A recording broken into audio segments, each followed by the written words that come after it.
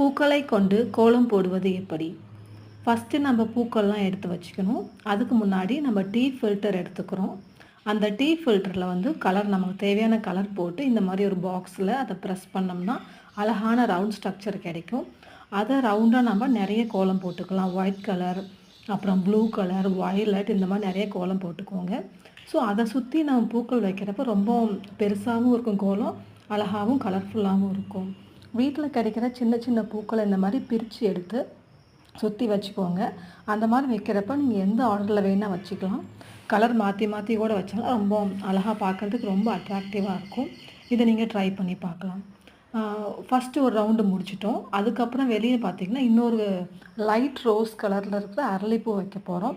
இந்த மாதிரி வச்சா நம்ம கோலம் பெருசாகவும் இருக்கும், அட்ராக்டிவாக இருக்கும். ட்ரை பண்ணி பாருங்கள். இது ரொம்ப சிம்பிளான மெத்தட் தான். பிகினர்ஸ் கூட ட்ரை பண்ணலாம்.